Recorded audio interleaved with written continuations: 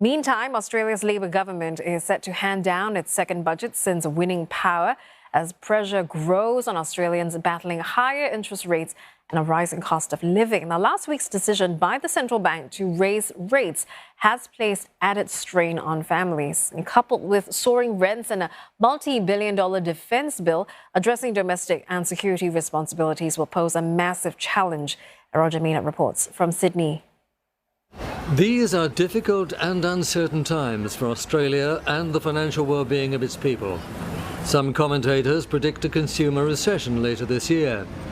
In Canberra, there is talk of the impact of international economic forces on the budget. Even so, the government says it's determined to deliver a responsible budget, targeting cost of living relief without adding to inflation. But is that practical in the current environment?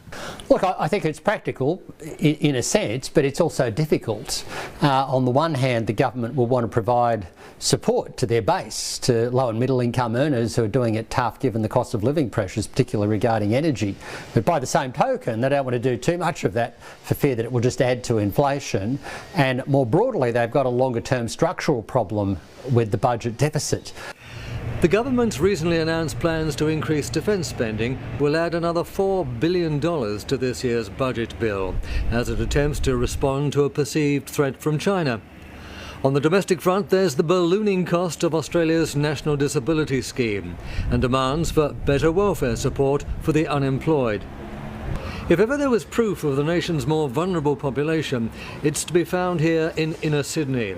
A recent street count reported hundreds of people living rough on one night alone, many of them forced out of their homes because of spiralling rents.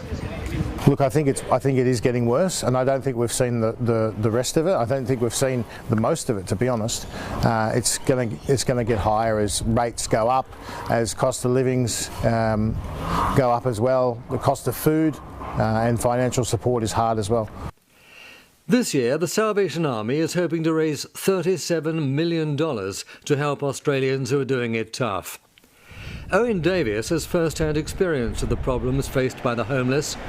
He's got his life back together again now, thanks to a successful music career. But he believes society needs to address fundamental misconceptions.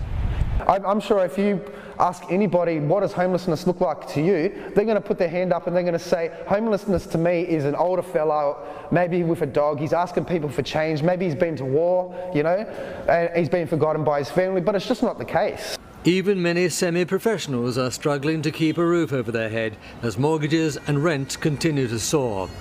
Data analysts say the figures speak for themselves. As part of our research, we've been asking the question, do you struggle to pay your rent or your mortgage, of consumers for several years now, and the percentage of each group who've said yes to that question has increased gradually over the last 24 months. So right now, about a third of mortgage holders are telling Finder that they're struggling to pay their mortgage, but it's nearly 45% of renters say that they're struggling to pay their rents. The government is under pressure to put a freeze on rents for a limited period, and there are hints that the budget will try to ease the financial burden on those sections of society suffering the most. But there are no easy answers for the Labor government, which faces the prospect of a technical recession if the economy worsens. I think the most likely scenario is that it's just a slowdown, but we are going to see a dramatic slowing in growth, and we're also going to see a significant rise in unemployment. And of course the risk is that if the RBA keeps tapping on the interest rate brake, that we will tip into recession. This year's budget comes almost 12 months after the election of Australia's Labor government, and while the opinion polls continue to put Labor well ahead of the opposition, that could change if the budget fails to arrest the economic slowdown. Roger Maynard, CNA, Sydney.